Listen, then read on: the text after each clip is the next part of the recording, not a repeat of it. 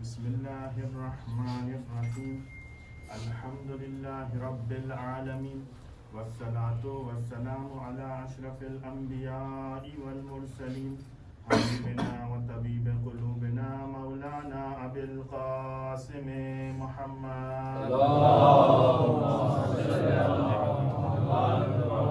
محمد وعلى أهل بيته الطيبين الطاهرين المعصومين، ولعنة الله على أعدائهم أجمعين. بسم الله الرحمن الرحيم. إنهم يرونه بعيدا ونراه قريبا. صلوات. اللهم صل على محمد وآل محمد. یہ جملے کا بھی دعائی سلام. بسم بسم الله الله الرحمن الرحيم.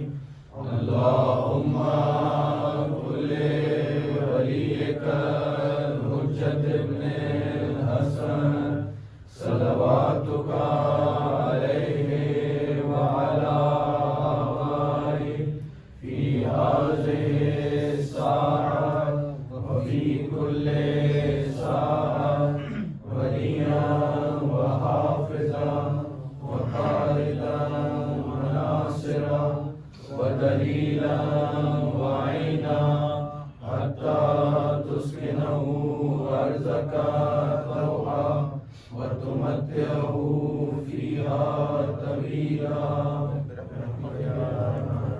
ایک سلوات پڑھ دو.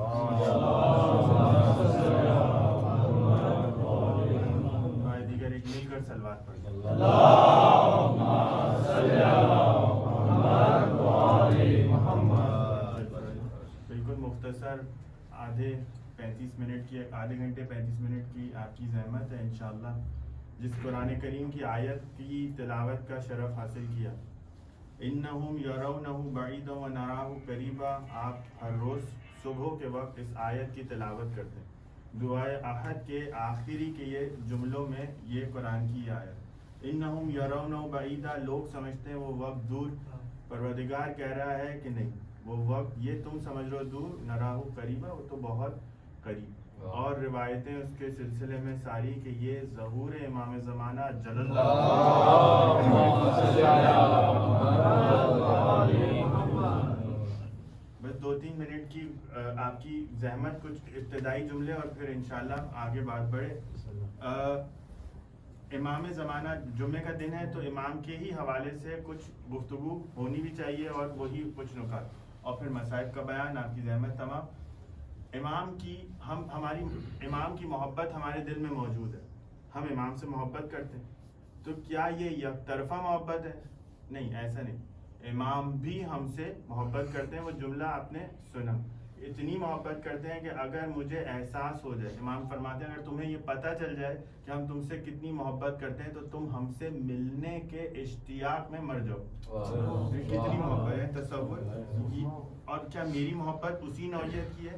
نہیں. ظاہر ہے کہ میں اپنے زمانے کے امام کو اپنی زندگیوں میں فراموش کیے ہوئے.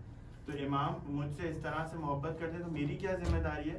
میں امام کے ساتھ چلوں، ان کے ناصرین میں شمار ہوں اور ان کی مدد کروں.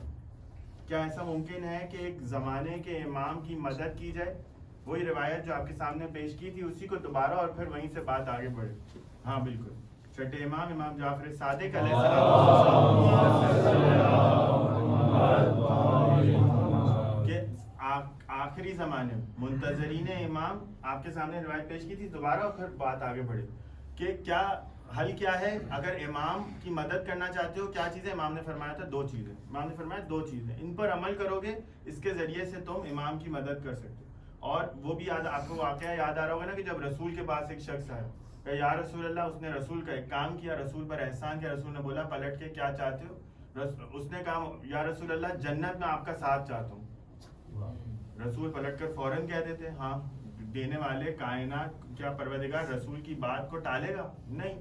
لیکن پیغام تو ہم تک پہنچانا تھا نا. یہ روایت نقل ہوتی آخری زمانے تک، مومن بھی اس کو پڑھتا میں کہاں جاؤں اور کس سے جنت مانگوں، کس پر احسان. آخر دم تک رسول نے سر کو جھکا لیا. کافی دیر نیچے دیکھا پھر سر کو اٹھایا، ہاں ٹھیک، لیکن اب تم میری مدد کرو. یہی چھٹے امام کا ہی جملہ, زمانے کے امام کی مدد, رسول کہہ رہے ہیں تم میری مدد. کہا یا رسول اللہ کیسے آپ کی مدد کروں, آپ بتائیے. کہا لمبے سجدے کر کے آپ میری مدد کرو. یعنی تقویٰ کے بغیر, عمل کیے بغیر مراحل طے نہیں ہو سکتے. چھٹے امام نے کی بھی یہی حدیث, آپ کو یاد جو ہم نے کچھ دن پہلے بھی ذکر کی تھی, تقویٰ اور اخلاق, ان دو چیزوں کے ذریعے تم اپنے اندر لے آؤ تو اس کے ذریعے سے تم اپنے زمانے کے امام کی مدد کر سکتے ہو. اور آپ کے سامنے ہم نے عرض کیا تھا کہ تقویٰ کیا مطلب, تقویٰ کا مطلب یہ نہیں ہے کہ انسان ڈائریکٹ عمل کی فیلڈ میں اتر جائے. تقویٰ کا کیا مطلب, اپنی ذمہ داری کو پورا کرنا. تقویٰ کا مطلب حلال کو انجام دینا, حرام سے بچنا, تو اب میں جاؤں اور اپنی ذمہ داری پوری کرنے کے لیے چلے جاؤں. نہیں, آپ کر ہی نہیں پائیں گے جب تک آپ کو یہ نہ پتا ہو کہ آپ کی ذمہ داری کیا ہے. میں بس ابتدائی کے 2-4 جملے اور پھر ہم آگے بڑھیں. میری ذمہ داری کیا ہے, مجھے کیسے, آپ نے ایک پروجیکٹ مینیجر ہائر کیا, ٹھیک ہے, آپ نے اس کو بتایا دیکھو تمہارا کام یہ ہے, یہ پورا مینیول ہے, ہم سب کرا چکے ہیں, یہ مینیول ہے, یہ سٹارٹ ہے, یہ اس کا اینڈ ہے, اور پھر یہاں پر لوگ بھی موجود ہیں جن سے تمہیں سوال پوچھنا ہو پوچھ لو. میں, آپ نے کہا میں 1 مہینے کے لیے باہر جا رہا ہوں, 1 مہینے کے بعد آؤں گا, یہ پروجیکٹ کی ڈیڈ لائن مجھے سبمٹ کر دیں. اب ان صاحب نے کیا کیا, پہلے 2 پیج گھمائے, پھر آدھی بک پڑھی اور آدھے میں پہنچے, وہاں 2-3 پیج گھمائے, پھر آخر میں آئے 2-3 پیج گھمائے, بک بند کی, 2-4 سوال پوچھے جو وہاں آفس تھا, اور کام شروع کر دیا. کام کمپلیٹ ہو گیا, اور پھر جب وہ واپس آئے آپ, تو آپ نے کہا یار یہ تو وہ چیز ہی نہیں ہے جس کی میں نے تمہیں مانگا تھا, یہ تو وہ نہیں ہے, یہ تو اس طرح سے میں نے نہیں مانگا تھا, یہ تم نے کیا کر دیا. دیکھا آپ نے, میں نے تو بک پڑھی, ان سے پوچھا تو آپ نے دکھایا دیکھو یہ پیج 3 پہ کیا لکھا ہے, یہ تو تم نے پڑھا نہیں, تم 2 پیج پڑھ کر تو آگے پڑھ گئے. یہ دیکھو یہاں پر کیا لکھا ہے, تم نے یہ تو دیکھا ہی نہیں, تم اس کو دیکھ کے آگے لگ گئے. کوئی سوال تھا پوچھتے, لیکن پہلے پورا پڑھ تو لیتے. نتیجہ صحیح نہیں ملا. کیوں؟ کیونکہ اس نے مکمل مینیول کو پہلے نہیں پڑھا اور اس کے بغیر عمل کی منزل میں کود گیا. نتیجہ شاید فائدہ پہنچانے کی جگہ نقصان پہنچا گیا, کہ اب جو کرنا ہے شاید اس کو اب مجھے ریورس کر کے پہلے کچھ گھنٹے اور دن لگانے پڑیں گے جو تم نے کام کیا اس کو کم پیچھے لانے کے لیے, تاکہ میں اپنا کام شروع کروں. تو اس وجہ سے اہم ترین تقویٰ کی پہلی ذمہ داری یہ ہے کہ اپنی پوری ذمہ داری کو انسان سمجھے, پھر عمل کے میدان میں قدم رکھے. اس کے بغیر اگر قدم رکھے گا تو پھر قدم ڈگمگا جائیں گے. مثالیں اتنی ہیں, میں نے آپ کے سامنے کچھ پیش کی تھی, آج بھی 1-2 مثالیں آپ کے سامنے پیش کرتا ہوں. ایک صلوات پڑھ دیں, محمد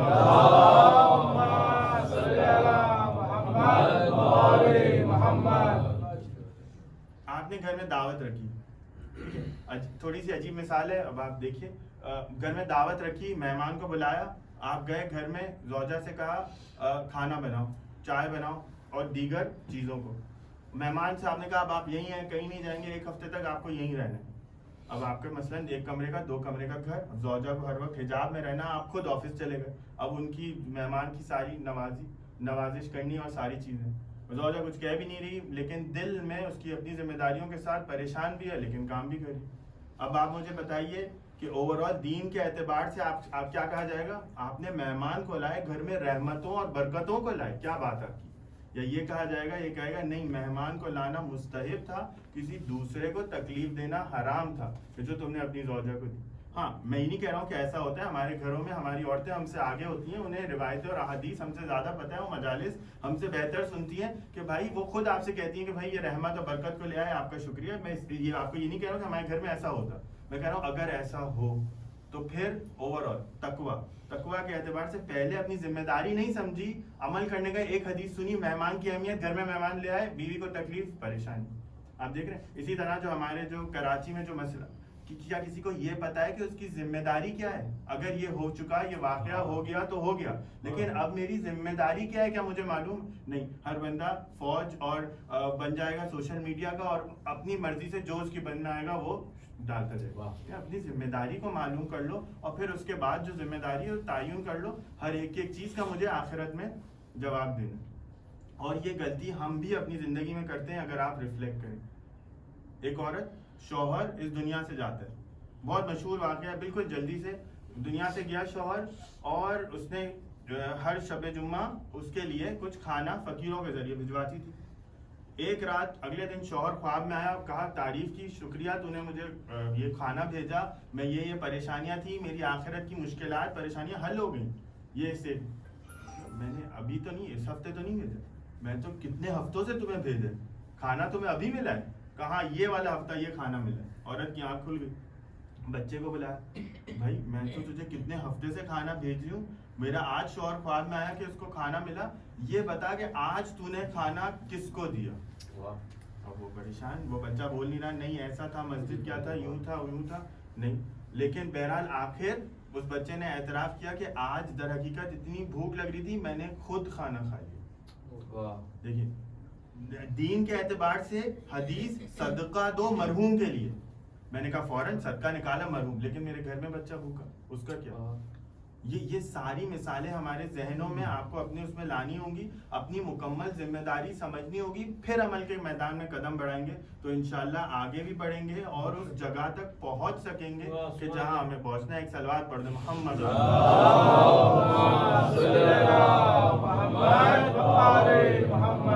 اور پھر ایک دفعہ چھٹے امام کی حدیث کو آپ کے ذہنوں میں, اسی سے ہماری آگے گفتگو ہو رہی ہے. تقویٰ اور اخلاق کے ذریعے اپنے زمانے کے امام کی مدد کرو. تقویٰ کے لیے پہلی چیز تقویٰ کا علم فقہ حاصل کرو کہ تمہاری ذمہ داری کیا ہے. ایک فقیہ کے پاس جاؤ, سمجھو تمہاری ذمہ داری کیا ہے, پھر تم آگے بڑھ سکتے ہو اس زمانے. اور پھر دوسرا مرحلہ تقویٰ کا, جب ایک دفعہ ذمہ داری سمجھ میں آ جائے, نہیں غلط ہو گیا, تمہیں ذمہ داری تم اپنی سن لو. اب ضروری نہیں ہے کہ یہ ذمہ داری تمہاری سمجھ میں آئے. نہیں معلوم میں بات پہنچا پایا نہیں. تم نے ذمہ داری سن لی کہ یہ تمہاری ذمہ داری ہے, یہاں سے تمہیں وہاں جانا ہے مثلا. اب یہ کہ مجھے ذمہ داری سمجھ میں نہیں آئی ہے کہ ایسا کیوں ہے, ایسا اس کی وجہ کیا ہے, یہ اس کا ریزن کیا ہے. نہیں, یہ تمہاری ذمہ داری ہے, تمہیں جانا نہیں. جتنے کیوں, جتنے لاجک, جتنے کویشچن, وہ سب عقائد میں کر کے آؤ. کہتے ہیں کہ پہلی کلاس رکھو عقائد کی. بچوں سے ہم جب گفتگو کرتے ہیں پہلی عقائد کی کلاس, جتنا کیوں پوچھنا ہے, جتنا دماغ لگانا ہے وہاں لگا کے ہو. اب جب فقہ کی کلاس میں بیٹھے ہو تو وہ آپ کو جوان بتائیں گے, وہ کیا کہتے ہیں, right side of the brain کو بند کر دو. Right side of the brain میں ساری لاجک ہوتی ہے, اس کو آپ بند کر دو فقہ میں. اب تمہیں یہ نہیں ہے کہ تمہیں سمجھ میں آئے کہ کیوں. اب کیا ہے عمل کی منزل. آپ کے بھی گفتگو ہوتی ہوگی نا, عورت کا سوال ہوتا ہے, بھائی اسلام میں 4 شادی مرد کے لیے کیوں. بچے سوال کرتے ہیں, بھائی یہ نامحرم سے مصافحہ نہیں کر سکتے, ہاتھ نہیں ملا سکتے, کیوں. اس زمانے میں نامحرم کو نہیں دیکھ سکتے, کیوں. مجھے بہت کم وقت دیا, اگر میں کیوں پہ گیا تو شاید 2-3 گھنٹے ہم اس کیوں ہی کرتے رہیں گے اور کہیں نہیں پہنچیں گے, واپس آ جاتے. کیوں ہر چیز کا آ رہا ہے نا, بچے ہمارے ساتھ پوچھ رہے ہیں کیوں, ہم عزاداری کر رہے ہیں تو کیوں, ہر چیز میں کیوں آ رہا ہے. سب سے پہلے لفظ کیوں کو ایجاد کرنے والا, اپنی لاجک سے سوچنے والا, حکم خدا کے مقابلے میں شیطان ملعون. جب بنا دیا پتلا سیدھا کر لے, وہ کہہ رہے کیوں, یہ تو آنکھ سے بنا ہے, میں مٹی سے بنا ہوں. بھائی یہ تو نے سوچا نا, اس سے پہلے کیا ہوا, خدا نے کہا کر, کیا یہ کافی نہیں ہے کرنے کے لیے. ہمارے پاس بھی خدا نے کہہ دیا کہ اس کام کو انجام دینا یہ کافی ہے, اس سے آگے میں کیوں جاؤں کہ میں سوچوں کہ میں ایسا کیوں کروں. اب میں آپ کو ہاتھ ملانے کی ایگزامپل دوں. BBC کے اوپر, یہ تو کورونا کا تو ایک فائدہ ہمارے حوالے سے یہ ہو گیا ہے کہ نہ آفس میں نہ اسکول میں یہ پرابلم ہماری حل ہوگی, ورنہ کوئی نہیں آتا تھا ہاتھ پھر ہم اس کو منع کریں اور پھر وہی سارے سلسلے. بہرحال وہ بھی امام کی رضا ہی خاطر تھا, لیکن اب یہ مسئلہ ہی حل ہو گیا. اب تو سب ہم سے دور دور خود ہی سارے لوگ ہو رہے ہوتے. زیادہ کوئی مسئلہ ہو تو ایک بچے نے مشورہ دیا, بچے نے مجھے, میں جن کو پڑھاتا ہوں ان میں سے ایک نے مشورہ دیا, تو زیادہ کوئی مسئلہ ہوتا ہے تو میں ایک چھینک کھا لیتا ہوں, ویسے ہی 2 فیٹ دور چلے جاتے ہیں وہ. لیکن بہرحال تو اب تو یہ مسئلہ نہیں, لیکن پہلے بچے سوال پوچھتے تھے, بھائی کیوں ہم ہاتھ کیوں نہیں ملا سکتے. اچھا BBC نے اس پر رپورٹ لکھی, کورونا سے پہلے کی بات ہے جہاں پر کوئی یہ مسئلہ نہیں تھا, کہ بہت ساری بڑی کمپنیز US کے اندر اس بات پر کام کر رہی ہیں کہ عورت اور مرد کا فزیکل انٹریکشن ورک پلیس میں ختم کر دیں. میں اپنا ہاتھ ملا سکتے ہیں نا آپ کر سکتے ہیں, اس پر ریسرچ ہو رہی ہے, اسٹڈی ہو رہی ہے اور امپلیمنٹ. تو پوچھا کیوں, یہ اب آپ کو سب پتا ہے, می ٹو اور یہ پتہ نہیں دوسری جتنی بھی ساری چیزیں, اس کے چکر میں بعد میں مسائل ہوتے ہیں, ان کی نیت کیا تھی, ان کی انٹینشن کیا تھی, بعد میں کیا ہوا, کیوں ہوا. یار یہ مسئلے میں ہی نہیں پڑھنا, اس کو یہیں بند کر دو. میں بچوں کو یہ بتایا, دیکھو یہ رپورٹ ہے, اب تو میں وہاں اسلام سے نہیں ماننا تھا نا, کم از کم اس کے ذریعے ہی مان لو. لیکن شاید میں نے یہاں غلطی کی. کیوں, کیونکہ میں نے ان کو کیوں بتایا. کیوں نہیں؟ اس لیے کرنا ہے کیونکہ امام نے فرمایا، ختم. اس سے آگے کا مرحلہ ہی، اس سے آگے کا کیوں، مجھے کیوں، وجہ کیا ہے کہ میں آگے سوچوں کہ میں ایسا امام نے ہاتھ میں لانے کا کیوں منع کیا. ٹھیک ہے، سمجھنے کے لیے ہم بات چیت کر سکتے ہیں. علل الشرائع پوری کتاب موجود ہے جس میں ہر شریعت کے حکم کی علت ہے، وجہ بیان کی ہے. بی بی زہرا سلام اللہ علیہ نے جو خطبہ دیا ہے،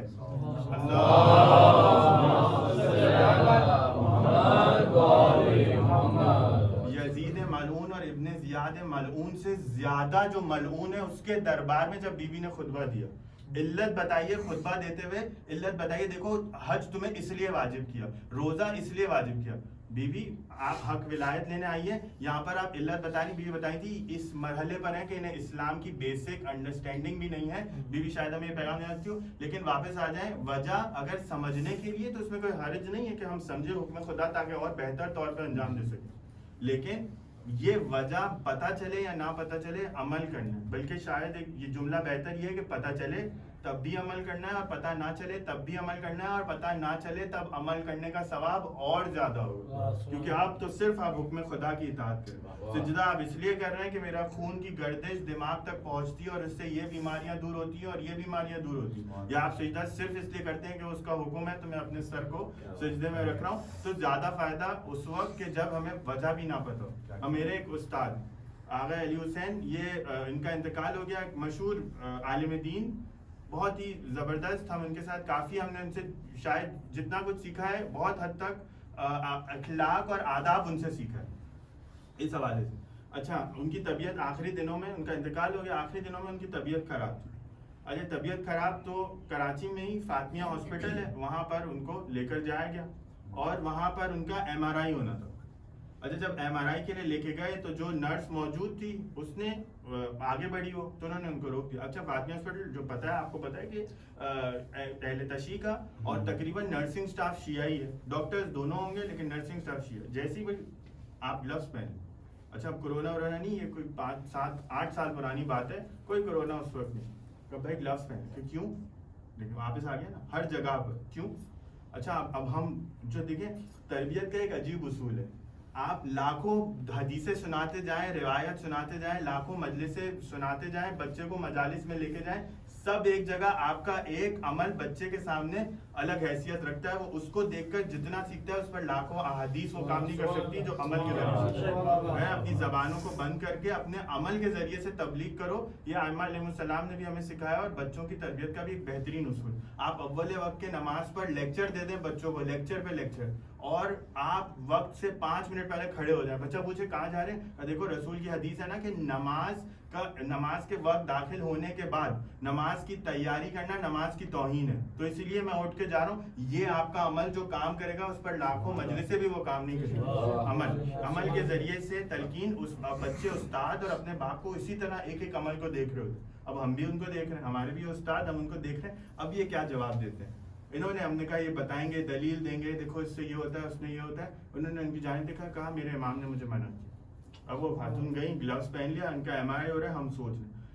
انہوں نے ایک جملہ کہا ہے چھوٹا سا، لیکن اس جملے کے اندر اگر میں غلط نہیں ہوں، غلط ہوں تو آپ میری اصلاح فرمائیں، پوری دین شریعت اس ایک جملے کے اندر ہے. بھائی کیوں؟ امام نے کہا. اب آپ کے ہر مسئلے کا آپ کا جواب یہ، نماز کیوں پڑھے؟ امام نے کہا. روزہ کیوں رکھ رہے ہیں؟ امام نے کہا. ہاتھ کیوں نہیں ملا رہے؟ امام نے کہا. یہ کیوں نہیں کھا رہے؟ یہ کھا رہے ہو. یہاں نہیں جا رہے، یہاں جا رہے ہو. یہ نہیں دیکھ رہے، یہ دیکھ رہے ہو. یہ نہیں سن رہے، یہ سن رہے ہو. امام نے کہا. ہر چیز کا جواب یہی. تو باہر نکلے، میں کہتا ہے آپ تھوڑا کچھ احادیث کے ہی ریفرنس دیتے، یہ دیتے، یہ دیتے، وہ دیتے. کہا جب میں اس کو ابتدا کرتا سٹارٹ تو سامنے سے وہی آتا. پھر میں کہتا دوسرا، وہ کہتے تیسرا. پھر میں کہتا چوتھی بات، وہ کہتے 5ویں بات. لیکن یہ ساری باتوں کو اگر ختم کرنا ہے بھائی اس لیے کیونکہ میرے امام نے کہا. آپ کو نہیں کہا تو آپ دوسرے پیشنٹ کے ساتھ جو مرضی کریں، میرے امام نے کہا اس لیے آپ میرے لیے گلوز پہنیں. یہ شریعت پر پابندی ہمیں کرنی ہے اس طرح سے مکمل دین کو سمجھتے ہوئے. تو امام کی مدد ہوگی جو چھٹے امام فرمائے. تقوی. تقوی کی ہم نے پہلی شرط یہ بتائی، تقوی کی پہلی ہم نے بتائی کہ اب حاصل کرو کہ تمہاری ذمہ داری کیا ہے. تقوی کی دوسری ہم نے شرط کے بارے میں ذکر کیا کہ اس کے بعد اب کیوں نہ ہو اب عمل کی میدان میں قدم رکھ دیں. لیکن اس کے باوجود آپ یہ دیکھیں گے جوان بڑے، ہم اپنی بھی بات کریں، عمل اس طرح سے نہیں ہو پاتا کہ جس طرح عمل ہونا چاہیے. بھائی جب پتہ چل گیا یہ ذمہ داری ہے، اب ختم ہو گئی نا بات، اب عمل کرو، اب آگے بڑھو، لیکن عمل اس طرح سے نہیں ہو سکتا. وجہ کیا ہے؟ علماء کرام نے اس پر باقاعدہ بحث کی ہے، گناہ کبیرہ اور دیگر، اس میں ہر گناہ کے اوپر روایت میں امام معصوم نے فرمایا ہے، اور اس پر بظاہر علماء کرام نے ریسرچ کر کے لکھا ہے کہ یہ آخر کیا وجہ ہے، ریزن کیا ہے کہ جب سب کچھ ہونے کے بعد انسان عمل کیوں نہیں کر پاتا. اس میں صرف 3 وجوہات جلدی صرف لسٹ ڈاؤن کر کے آپ کے سامنے پیش کروں اور ہم آگے بڑھ جائیں. وقت دیکھ رہے ہیں ویسے ہی بہت کم رہ گیا ہے، بس مجھے 2-4 منٹ کی آپ کی زحمت ہے، ایک صلوات پڑھ دیں محمد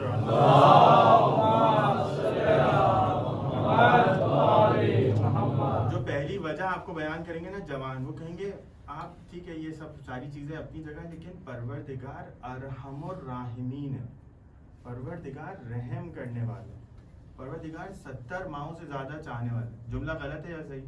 بالکل صحیح. لیکن مولا علی علیہ السلام نے ایک بڑا اچھا اصول ہمیں دے دیا جو جنگ صفین کے مقام پر ہمیں دیا تھا نا، کلمت الحق مراد الباطل. جملہ تو بالکل صحیح ہے لیکن اس سے مراد ان کی باطل ہے.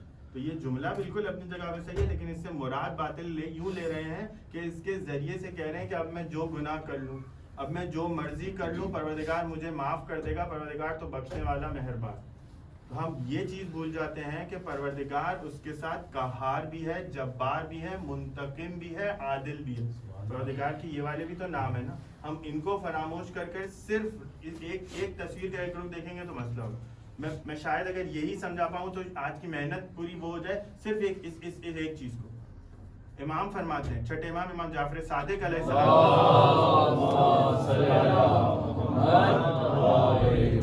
ایک مومن کے دل کو اگر نکالا جائے اور اس کے 2 حصے کیے جائیں، میٹافورک بات ہو رہی ہے، ایک مومن کا دل جس میں جذبات ہے، جذبات کے مومن کے سارے جذبات یہاں سامنے آتے ہیں، ان کو 2 حصوں میں ڈیوائڈ کیا جائے، ایک رائٹ حصہ ایک لیفٹ حصہ، یہ 2 حصے مولا فرماتے ہیں بالکل برابر ہوں گے یہ دونوں حصے. ایک جذبہ یہاں بالکل برابر میں یہ جذبہ، یعنی 50% یہ 50% یہ، نہ 51-49 نہ 52-48، 50-50 بالکل برابر. مولا وہ کیا کہا؟ خوف اور امید بالکل برابر، خوف اور امید. یعنی علماء کرام نے باقاعدہ آپ کے سامنے، آپ نے بھی سنے، اشرے پڑھے ہیں، اس پر پوری کتابیں لکھی گئی ہیں، اور یہ موضوع نہیں، ورنہ اس کے اوپر شاید کتنے واقعات اس وقت ذہن میں آ رہے ہیں، لیکن وقت کی وجہ سے بس اپنے آپ کو روک کے آپ کے سامنے پیش کروں. کیا ہے؟ امید اور خوف. 51% اگر امید ہو گئی تو کیا ہوگا؟ بے راہ روی کا انسان شکار ہوگا اور گناہوں کی جانب چلے جائے گا. 51% خوف بڑھ گیا تو اچھی بات ہے نا، عمل کرے گا نہیں. 51% خوف بڑھ گیا، نا امیدی کی جانب چلا جائے گا، پھر دوبارہ پروردگار کو چھوڑ دے گا. دونوں مسئلے بیلنس کرنا اپنی زندگی میں بہت ضروری ہے. جتنی امید ہو اتنی خوف، بالکل برابر کا یہ مرحلہ ہوگا تو پھر انسان عمل کے میدان میں آگے بڑھ سکے گا. نہ امید بڑھے نہ خوف اپنی جگہ سے بڑھے. بس جلدی سے ایک واقعہ دونوں کے حوالے سے سنیں تاکہ ہم بھی اپنی مجلس کو بیلنس کر لیں. ایک صلوات پڑھ دیں محمد.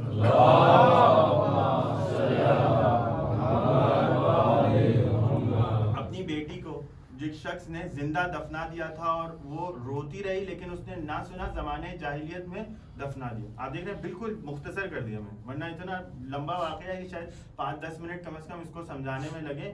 رسول کے پاس آیا، رسول کے پاس آنے کے بعد بولتا ہے یا رسول اللہ مجھ سے یہ گناہ ہوا ہے زمانے جاہلیت میں، بتائیے کہ کیا معاف ہو سکتا ہے. پہلے تو اس نے کہا یا رسول اللہ میرا بہت بڑا گناہ ہے. رسول نے کہا کہ بھائی معاف ہو جائے گا، پروردگار ارحم الراحمین ہے. اس نے کہا میرا گناہ اس سے بھی سمندر کے جھاگ سے بڑا ہے، اس دنیا سے بڑا ہے. اپنے گناہ کا اعتراف. اور پھر اس کے بعد رسول نے اس سے کہا تو یہ بتا تیرا گناہ بڑا ہے یا خدا کی رحمت بڑی؟ اس نے کہا خدا کی رحمت بڑی، اس سے بڑھ کر تو کچھ نہیں ہو سکتا. تو گناہ بتایا، اپنی بچی کو زندہ دفنا دیا میں نے. وہ روتی رہی لیکن میں نے اس کی بات کو نہ سنا اور اس کو زندہ دفنا دیا. رسول نے کہا مجھ سے دور ہو جا، مجھے خوف ہے اس بات کا کہ تجھ پر عذاب ہے اور میں بھی اس میں شامل ہو جاؤں. ارحم الراحمین رسول، ارحم الراحمین خدا کے رحمت للعالمین رسول کہہ رہے میری بارگاہ سے نکل جاؤ. اب جب وہ غار میں جاتا ہے اور رو رو کے پروردگار سے دعا کرتا ہے، ایسے دعا کرتا ہے کہ جانور پرند چرند اس کے ساتھ دعا کرنے لگتے ہیں. گریا اس کی معذرت اور اس کی معافی، فرشتے اس کے ساتھ گریا کرتے ہیں. جب اس مرحلے پر پہنچا اس کی لیے پروردگار نے قرآن میں آیت کو نازل کیا کہ اے حبیب جاؤ اور اس کا استقبال کرو اور اس کے بتاؤ کہ ہم نے اس کے گناہ کو معاف کر دیا. جب وہ بخشنے پہ آتا ہے تو ارحم الراحمین، امید کی بات ہو رہی ہے نا، امید. اور اگر خوف ہو تو کیسا خوف ہو کہ دو افراد، دو بھائی بنی اسرائیل کے زمانے میں، ایک مسلمان دوسرا ایتھیسٹ کافر. اچھا یہ مسلمان اس کو کنونس کرنے کی کوشش کر رہا ہے کہ دیکھ تو ایتھیزم کو چھوڑ دے، خدا کے وجود کا قائل ہو جا، اور جو حضرت موسیٰ جو اسلام لائے اس پر آ جا. اور وہ اس کو قائل کرنے کی وجہ کوئی خدا نہیں ہے، کوئی خدا نہیں ہے، کوئی خدا نہیں. شاید مجھے ایگزیکٹلی یاد نہیں آ رہا، شاید 40 سال یا اتنے عرصے یہ دونوں ایک دوسرے کو کنونس کرتے رہے. اور اس کے بعد ایک رات بھائی سمجھے نیچے کے پورشن میں مسلمان، ایتھیسٹ بھائی اوپر کے پورشن میں، ایک رات خیال آیا کہ مسلمان والے کو کہ جو ایتھیسٹ بھائی اتنے عرصے سے کہہ رہے ہیں صحیح تو کہہ رہے ہیں، کیوں میں اپنی زندگی برباد کر رہا ہوں یہ عبادتیں نا، وہ تو صحیح کہہ رہے ہیں میرا خیال. اچھا ایتھیسٹ اسی بات کو سوچ رہا ہے کہ مسلمان اتنے عرصے سے بول رہا ہے خدا خدا، واقعاً کوئی ذات تو ہے کہ جو اس طرح سے. اچھا یہ اسٹیئرس کے ذریعے سے اوپر جانے کی کوشش کر رہے ہیں کہ اوپر جائے، اور یہ نیچے آ رہا ہے اپنے بھائی کو بولنے کے لیے کہ بھائی تم صحیح کہہ رہے تھے، یہ اوپر جا رہا ہے کہ تم صحیح کہہ رہے تھے. اب یہ نظام قدرت ہے، اب یہ نظام پروردگار ہے، اس دنیا کا عجب نظام ہے.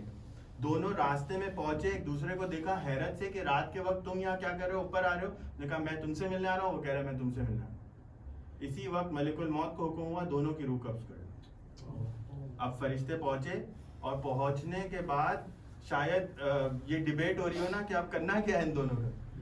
یہ ساری زندگی 100 سال مسلمان اور مرتے وقت کافر، ایتھیسٹ ذہن میں خیال لے کے نیچے آ رہا ہے. یہ پوری زندگی ایتھیسٹ اور مرتے وقت مسلمان.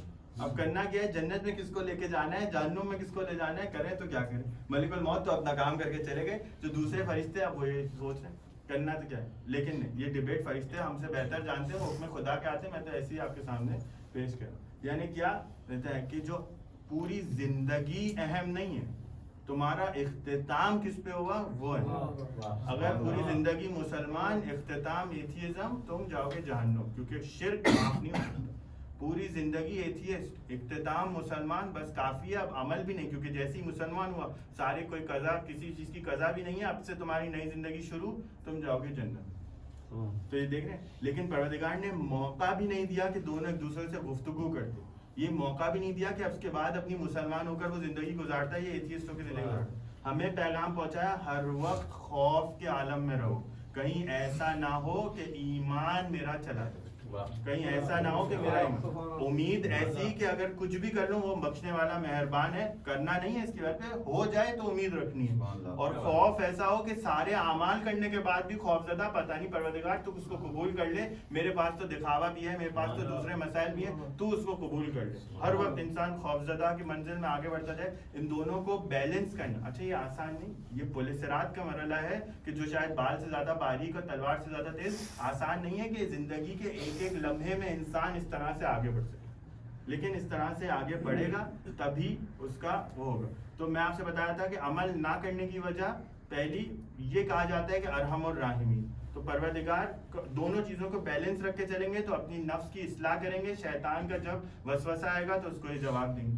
اور دوسری وجہ کیا بنتی عمل نہ کرنے کی؟ یقین. اب بالکل دامن وقت میں گنجائش نہیں، بہت جلدی سے ایک چھوٹا بچہ، آپ ایگزام ہو رہے ہیں اس کے، آپ نے کہا دیکھو اگر تم اس ایگزام میں فیل ہو گئے تو میں تم سے موبائل فون لے لوں گا، ٹھیک ہے. اب بچہ پڑھ رہا ہے، نہیں پڑھ رہا ہے، ساری چیزیں کر رہا ہے، کیوں نہیں کر رہے بھائی؟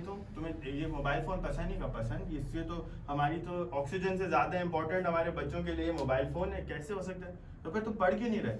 کہا وہ ایسے ہی بول رہے ہیں، کچھ نہیں ہوتا. پہلی بات سے وہ ہے منسلک. دوسری بات یقین، کہ اگر یقین ہو جائے اس کو کہ میرا باپ مجھ سے یہ فون لے لے گا اور میرا اس کے بغیر گزارا نہیں ہے، زندگی لگا دے گا، کھانا پینا بھول جائے گا، سب کچھ بھول جائے گا، کتاب لے کے بیٹھے گا، باپ کو آنا پڑے گا بھائی تھوڑی دیر رک جاؤ، بھائی تھوڑی دیر کچھ کھانے پینے کے بھی کر لے، کچھ اور بھی کام کر. یہ کیا ہو معاملہ؟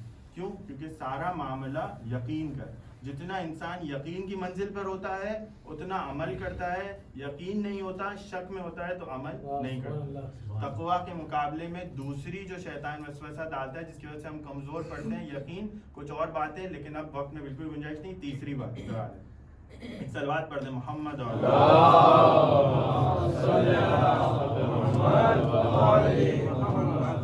تیسری چیز ڈائیورژن. ہمارے پاس کیا مسئلہ ہے؟ دوسری چیزیں ہمارے پاس آ جاتی. مثلا رزق.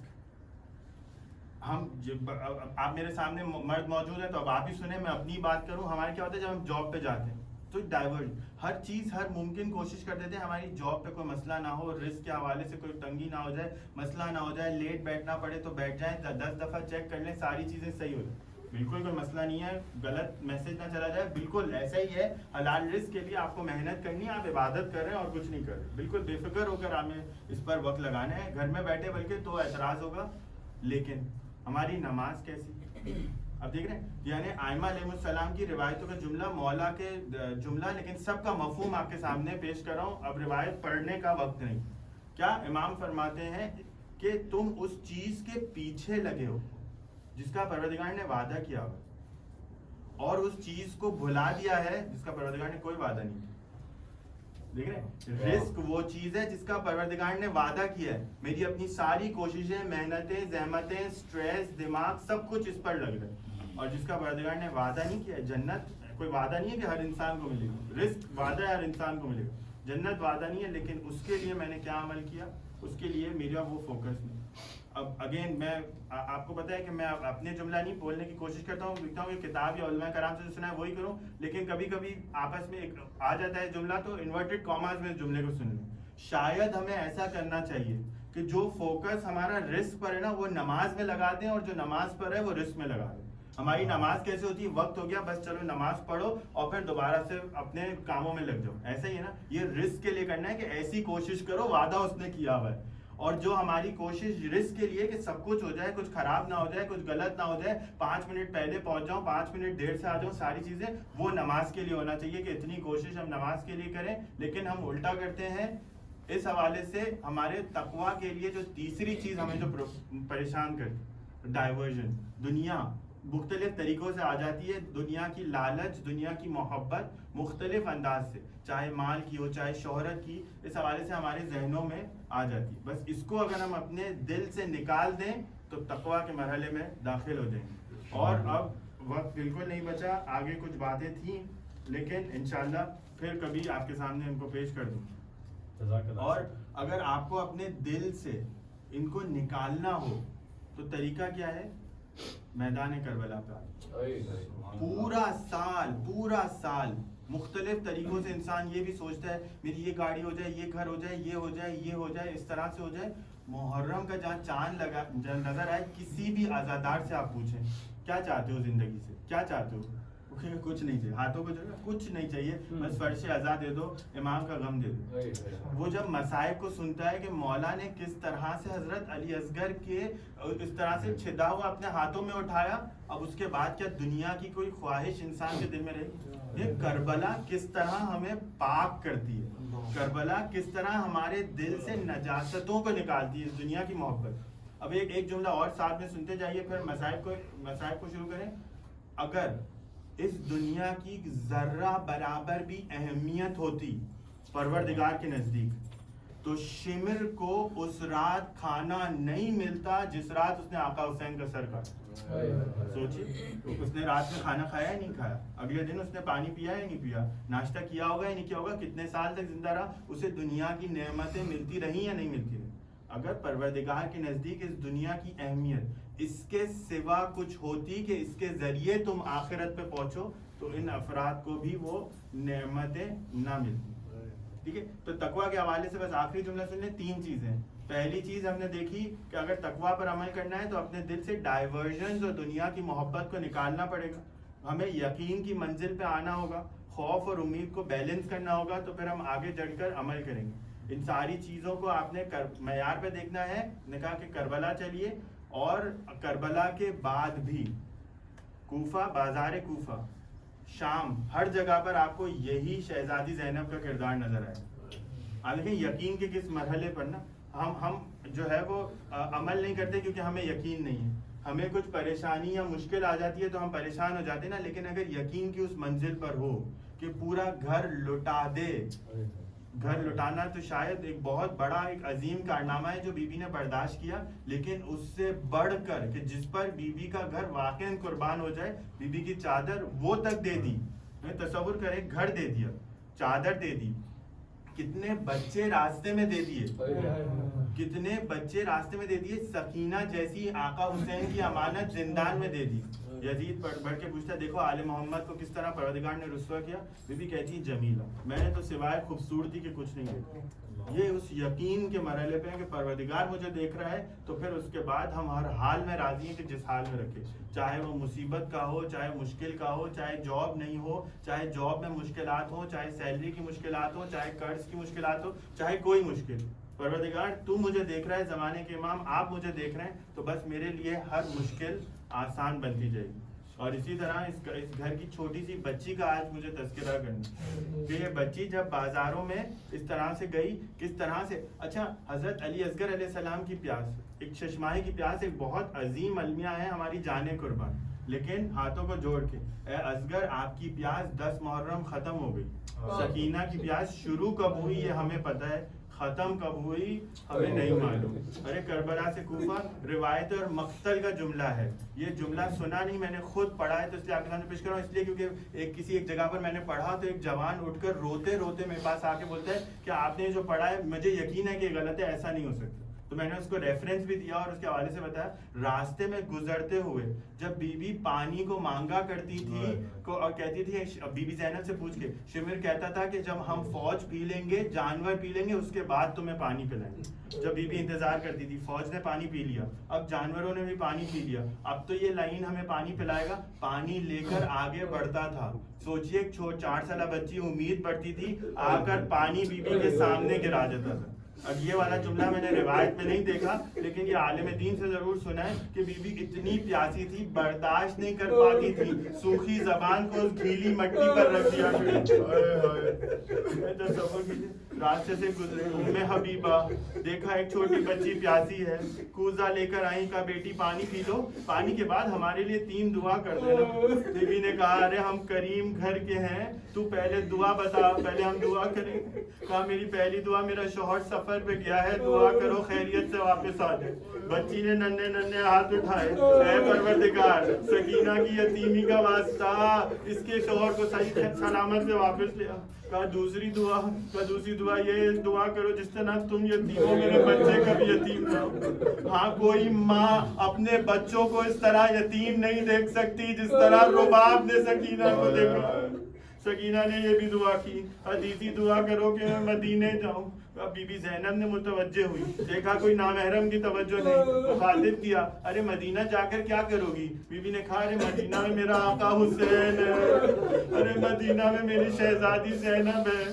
بی بی نے کہا اگر اپنی شہزادی کو دیکھو گی تو پہچان لو گی. کہاں کیسے ہو سکتا ہے کہ میں اپنی شہزادی زینب کو نہ پہچانوں؟ بی بی نے دیکھا نامحرموں کی توجہ نہیں, بالوں کو چہرے سے ہٹایا, ام حبیبہ تم نے ہمیں نہ پہچانا. ہاں, یہ لٹا ہوا قافلہ زندان پہنچا. زندان میں پہنچ کر بھی سکینہ اپنے حصے کا کھانا شام کے یتیموں کو دروازے سے دے دیا کرتی تھی. یہ یقین کی منزل جناب سکینہ کی. ہاں, ایک وقت آیا, رات کو اٹھی اور رونے لگی, فریاد کرنے لگی, ہائے بابا حسین, ہائے بابا حسین.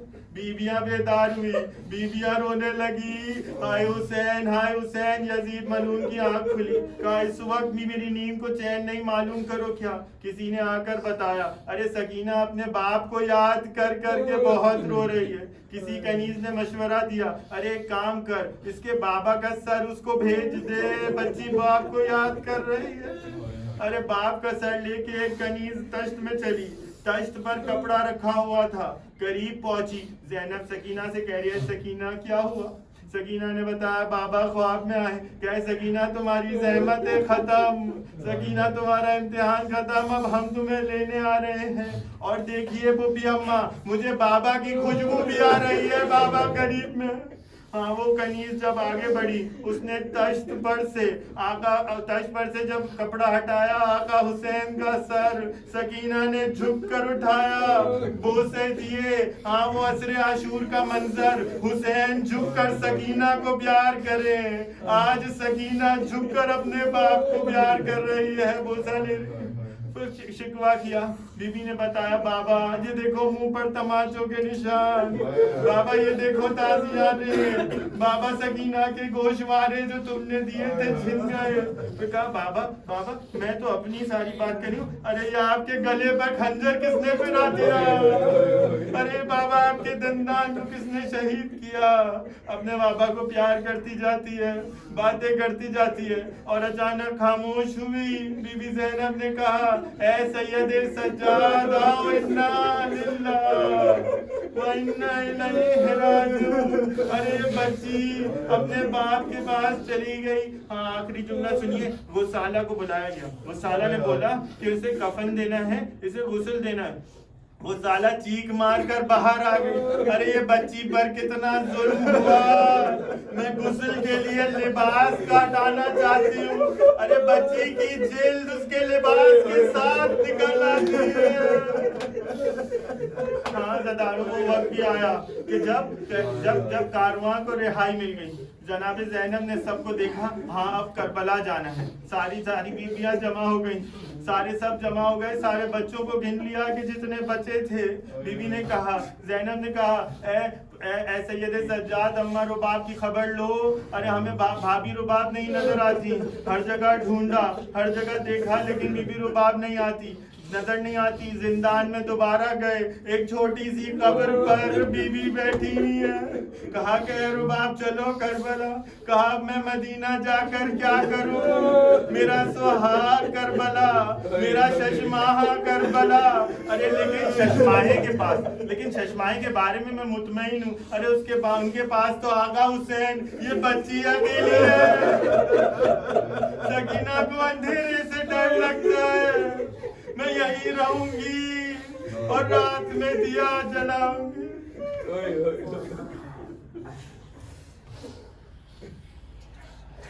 परवरदिगार हमारे जलील से तवज्जुह को अपनी बारगाह में पूरा फरमाए। मरहूम के लिए मजलिस ईसाल है, उसका सवाब मरहूम तक पहुँचे। ज़माने के इमाम के ज़हूर में ताजील फरमाए, हमें हकीकी मानों में उनका आवान अंसार में शुमार फरमाए। रब्बना तक़ब्बल मिन्ना इन्नका अंतस समीउल अलीम। एक सूरह फातिहा की दरख्वास्त है। बरादर सैयद अब्बास रिजवी के मरहूमीन, बरादर इमरान ज़ैदी के मरहूमीन, सैयदा रिजवाना बानू बिनते सैयद जवाद हुसैन नकवी जिनकी इसाले सवाब की मजलिस, सैयद नफीस हसन ज़ैदी, सैयद हुसैन अहमद ज़ैदी, सैयदा इकबाल फातिमा बिनते सैयद मंजूर अहमद ज़ैदी और जुमला मरहूमीन और मोमिनात खुसूसियत के साथ जिनका इस दुनिया में कोई नहीं हो। फातिहा पढ़ना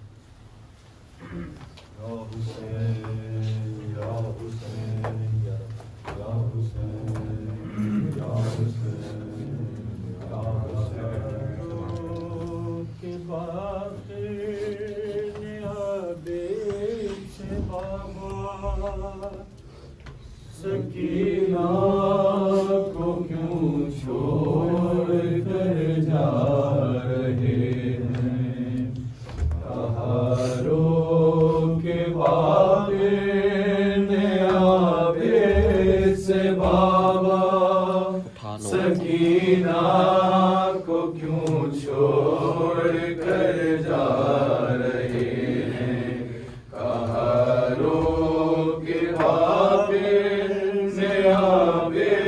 से बाबा, सकीना को क्यों छोड़ कर जा रहे हैं। है बाबा यहाँ पर बला का अंधेरा, सकीना को क्यों छोड़ कर जा रहे हैं, कहारों के बागे आबे से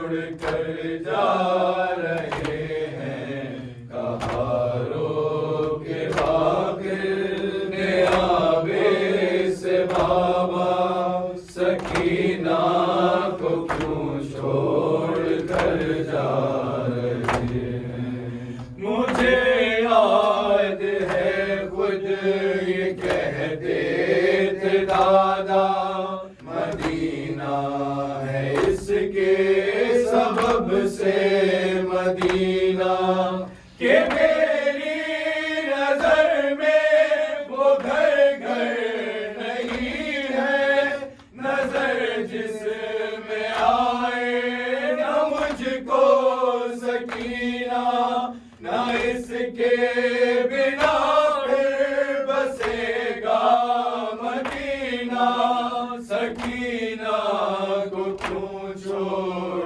کر جا رہے ہیں کہاں رو کے باقر نے آبے سے بابا سکینہ کو کیوں چھوڑ کر جا رہے ہیں مجھے یاد آ رہا ہے وہ لمحہ گری تھی جو ناقے سے کہ دن سکینہ لگے آپ کی پشت پر تازیانے مگر آپ نے قافلہ روک کے رکھا رکا لے یوں ہی قافلہ آج بابا سکینہ کو کیوں چھوڑ کر جا رہے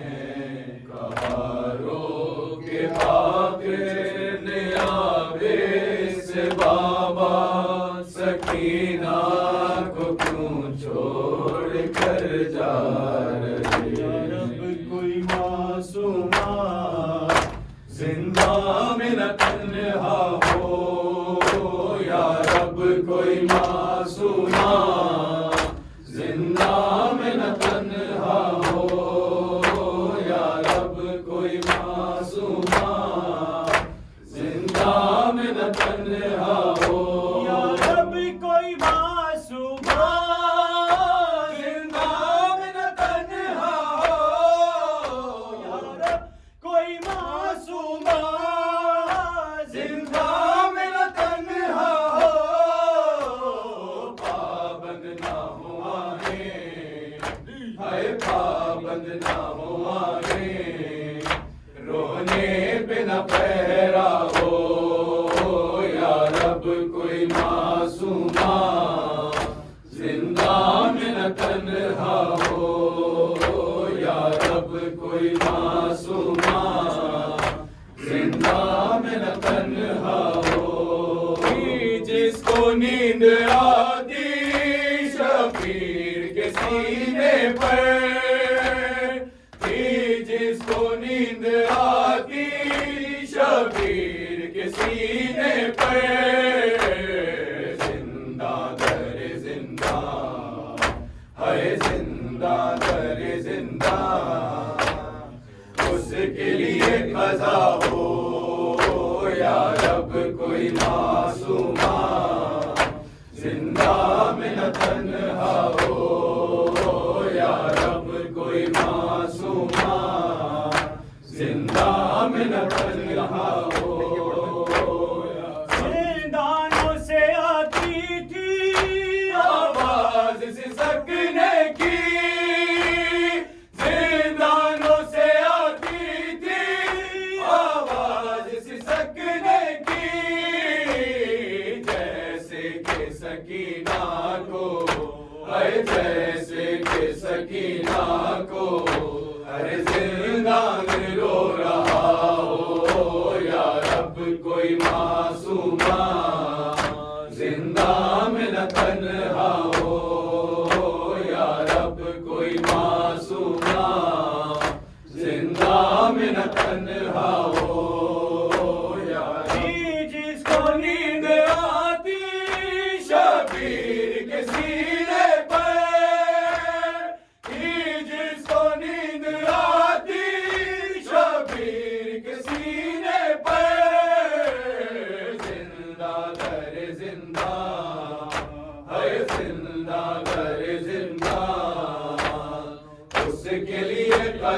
ہو یا رب کوئی معصومہ زندہ میں نہ تنہا ہو یا رب کوئی معصومہ زندہ میں نہ تنہا ہو ٹکرائے نہ وہ کیوں کر زندہ کی دیواروں سے ٹکرائے نہ وہ کیوں کر زندہ کی دیواروں سے بھائی سے اور پھوپھی سے ہائے بھائی سے اور پھوپھی سے جس کو جدا کیا ہو یا رب کوئی معصومہ زندہ میں نہ تنہا ہو یا رب کوئی معصومہ زندہ میں نہ تنہا ہو زندان میرا نجفی یاد آئی سکینہ کی زندان میں نجفی یاد آئی سکینہ کی دل رو رو کہہ رہا ہے ہائے دل رو رو کہہ رہا ہے اب نہ اجالا ہو یا رب کوئی معصومہ زندہ میں نہ تنہا ہو یا رب کوئی معصومہ زندہ میں نہ تنہا ہو پہلو بھی شکستہ ہے تربتی شکستہ ہے پہلو بھی شکستہ ہے تربتی شکستہ ہے پہلو بھی شکستہ ہے تربتی شکستہ ہے پہلو بھی شکستہ ہے تربتی شکستہ ہے کیا حال یہ امت نے زہرا کا بنایا ہے پہلو بھی شکستہ ہے تربتی شکستہ ہے پہلو بھی شکستہ ہے تربتی شکستہ ہے خاتون کوئی غم سے یوں چور نہیں دیکھی ایسی کوئی دنیا میں مستور نہیں دیکھی 18 برس میں ہی لگتی تو ضعیفہ ہے پہلو بھی شکستہ ہے تربتی شکستہ ہے پہلو بھی شکستہ ہے تربتی شکستہ ہے دربار میں ظالم نے کی ایسی پذیرائی کس طرح سے تو بھی پھر لوٹ کے گھر آئی بالوں کی سفیدی نے سب حال سنایا ہے پہلو بھی شکستہ ہے تربتی شکستہ ہے پہلو بھی شکستہ ہے تربتی شکستہ ہے دو ایسے جنازے ہیں تاریکی میں جو اٹھے بس کر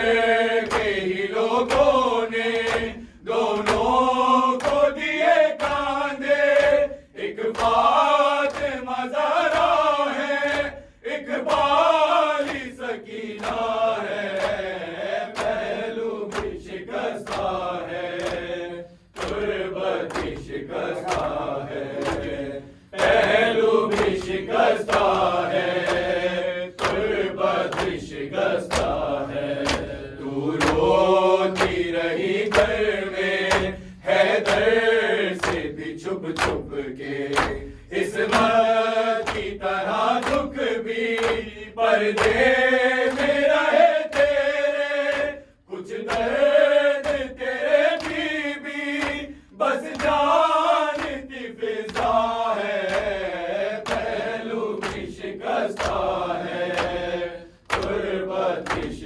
شکستہ ہے پہلو بھی شکستہ ہے غربت بھی شکستہ ہے مسمار تیرا روزہ عمر نے کیا جب سے بابا تیرا رہتا ہے تربت تیری جب سے کب تم بر خزرا میں بابا تیرا رہتا ہے پہلو بھی شکستہ ہے غربت بھی شکستہ ہے پہلو بھی شکستہ ہے غربت بھی شکستہ ہے تصویر حقیقت کی خوابوں کو بنا دیجئے اے بی بی تکلم کو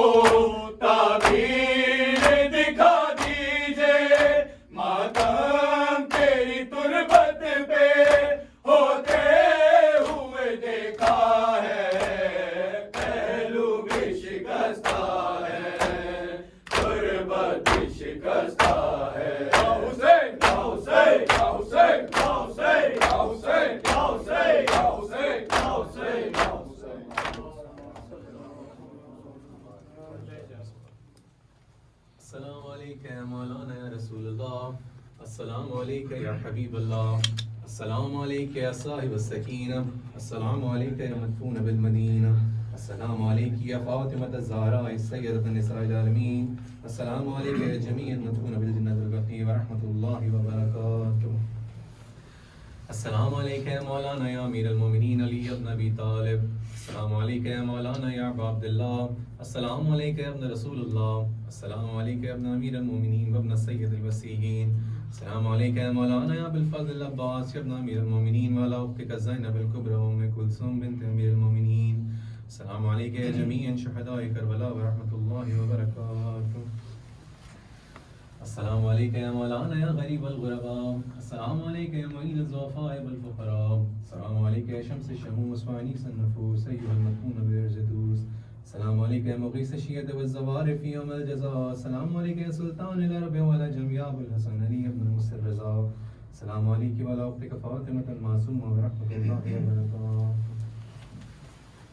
السلام علیکم یا مولانا یا صاحب العصر والزمان الامان الامان الامان من فتنة الزمان من شر الزمان السلام علیکم یا خلیفۃ الرحمن السلام علیکم یا مظہر الایمان السلام علیکم یا امام الانس والجان هذا جل اللہ تعالی فرج الآخرہ وسهل اللہ تعالی مخرج الآخرہ السلام علیکم ورحمۃ اللہ وبرکاتہ